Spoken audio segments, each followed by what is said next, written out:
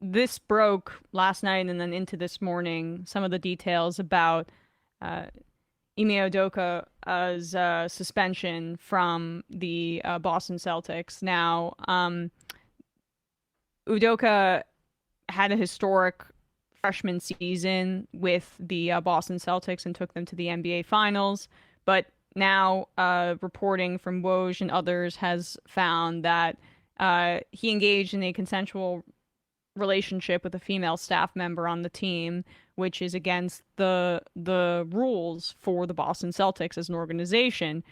This is a complicated story, in my opinion. Now, it seems like assistant head coach Joe Mazzulla will serve as the interim head coach in this period for the suspension of Udoka, and the that's kind of to me a fig leaf for what the reality is that they're not going to bring Udoka back. I would imagine that this has fractured the relationship between the Celtics and Udoka, and when you're in a coaching position, having like the trust of your team and being a leader in that way is primary.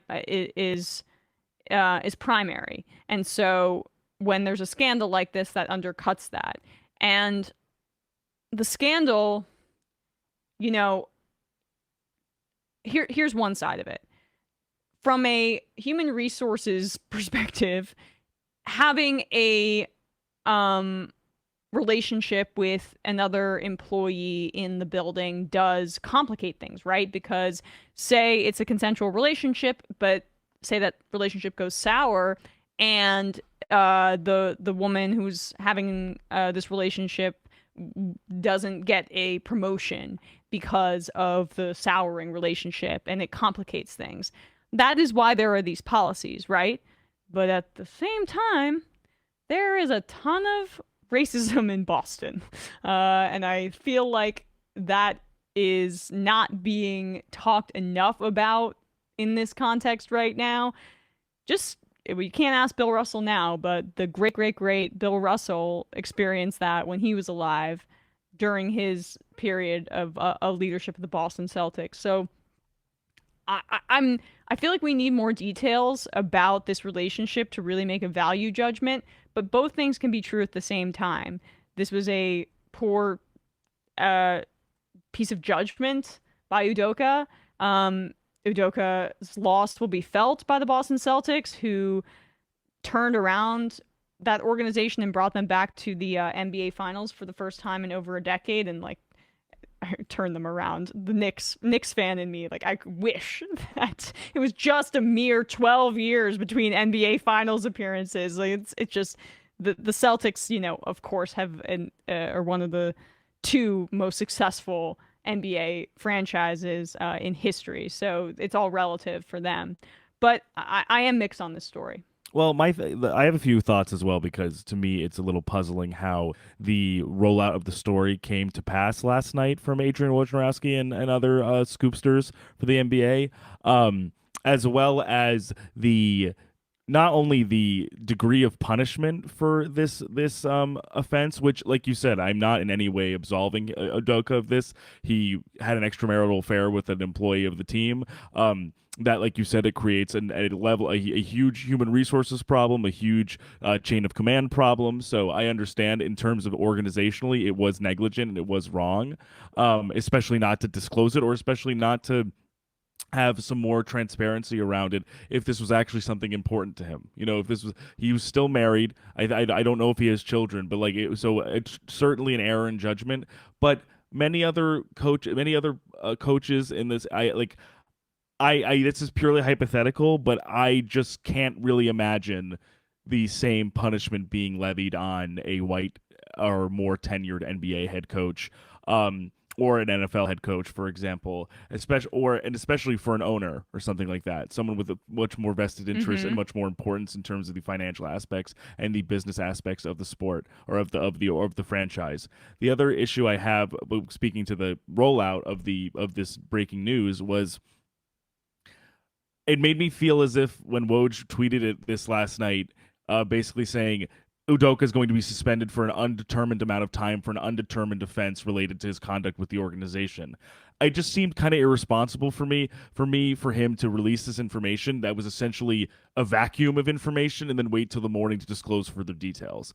Like, it kind of just let this thing hang in the air without and let speculation run wild for a few hours before even knowing the details. And I was just kind of just made me feel like a guy like Woj was basically trying to, build suspense for an incoming story as opposed to just releasing the facts as soon as he had them, if he did have them at that point and didn't just wait and didn't receive new information about what was going on until the morning. Yeah. I mean, so all of these things are able to be true at the same time. The way that Woj disseminated the information was messy.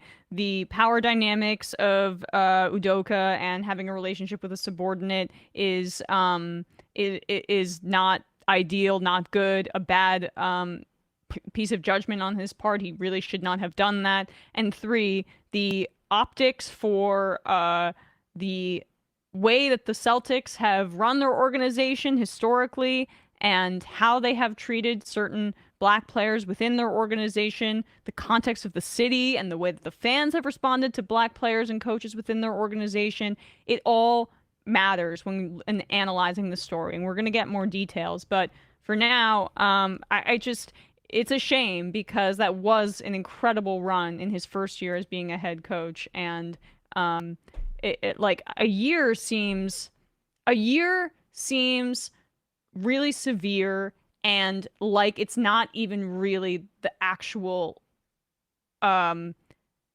reality of what's going to happen, because they're just trying to force him out, and I'm sure this is like in the midst of them finagling the terms of how much money he's going to get from his contract and like a buyout. Yeah, I could certainly see there being some more backroom dealing in regards to something else with or any sort of potential discontent with the team, or contract negotiations. Certainly, the other thing that also I will say that is bothering me about this is that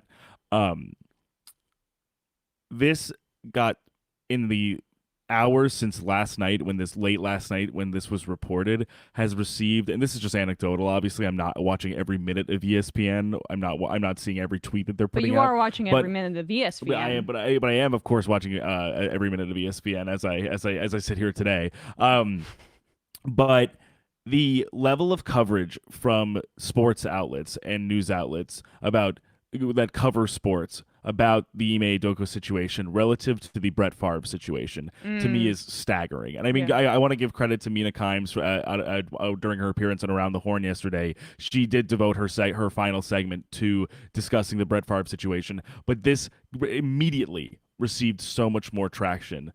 This story about the Black Celtics head coach having an extramarital affair and being suspended from the team than one of the most iconic NFL quarterbacks literally participating in a welfare fraud scheme with the governor of a state, one of the poorest states in the country, and has received Mina Kimes' appearance, for me at least on my Twitter timeline, it was the first time I saw ESPN even mention the story. Yeah. So, and I'm not saying they never did. I'm just saying for me personally, it just seems like there has been so much more saturation about the Udoka story already over the Favre story. They're not obviously one to one, but it just seems like there's a lot of emphasis being put on something that is, like, I would say, value in terms of value, all things being equal, much more egregious one over the other.